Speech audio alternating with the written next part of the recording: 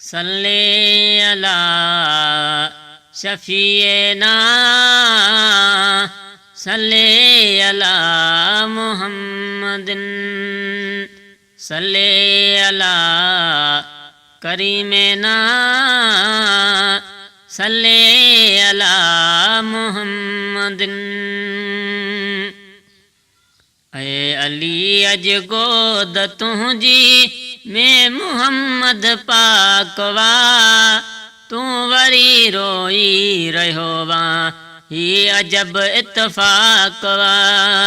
ऐ अली अज गोद तुझी मैं मुहम्मद पाकवा तू वरी रोई रहो वा ही अजब इत्तफाकवा तू वरी रोई रहो वा ही अजब इत्तफाकवा।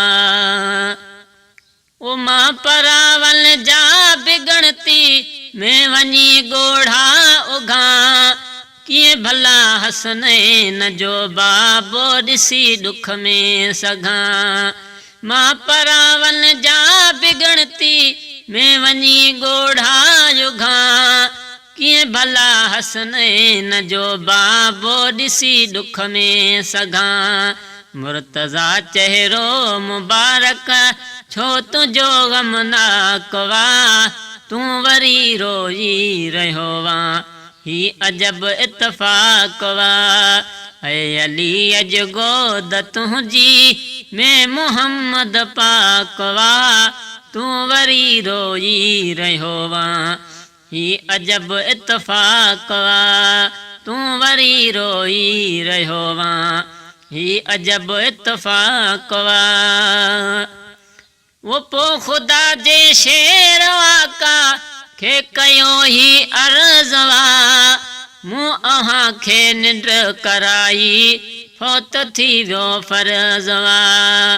पो खुदा जे शेर आका खे कयो ही अर्ज़वा मूं अहां खे निंड कराई फौत थी वियो फर्ज़वा।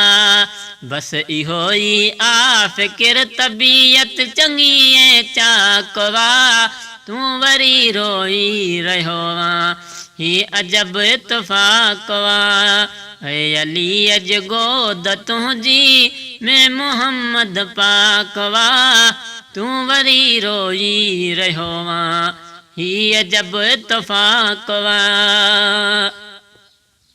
ओ सोहणा सीरत जी किताबन में लिखी वेंदी कज़ा जे कज़ा भी अदा कराए रब न रेटींदई रज़ा। सोहणा सीरत जी किताबन में लिखी वेंदी कज़ा जे कज़ा भी अदा कराए रब न रेटींदई रज़ा।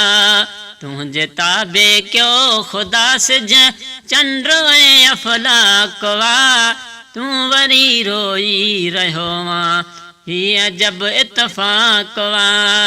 ऐ अली अज गोद तुझी मैं मुहम्मद पाकवा तू वरी रोई रहो वा ही अजब इत्तफाकवा तू वरी रोई रहो वा ही अजब इत्तफाकवा।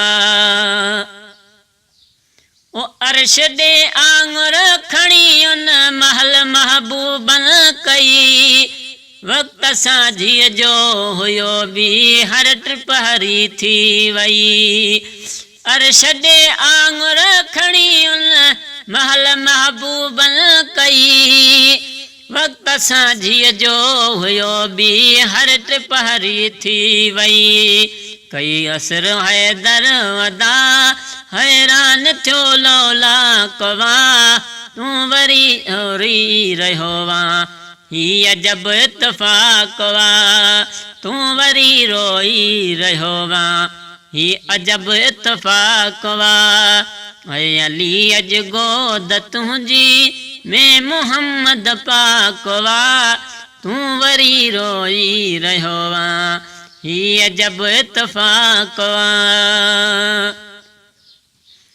ओ छा लिखी सघंदो कलम अज़मी उन्ही जे शान में पाण वर फाना चयो कादिर अथसि क़ुर्आन में। छा सना छा लिखी सघंदो कलम अज़मी उन्हीअ जे शान में। पाण वर फाना चयो कादिर अथसि क़ुर्आन में। ओ छा लिखी सघंदो कलम अज़मी उन्हीअ जे शान में। पाण वर फाना चयो कादिर अथसि क़ुर्आन में। छा लिखी सघंदो कलम अज़मी उन्हीअ जे शान में। पाण वर फाना चयो कादिर अथसि क़ुर्आन में।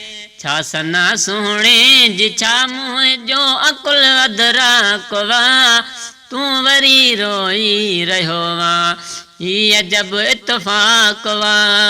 ऐ अली अॼु गोद तुंहिंजी में मुहम्मद पाक वा तूं वरी रोई रहियो वा हीअ जब इतफ़ाक़ वा तूं वरी रोई रहियो वा हीअ जब इतफ़ाक़ वा।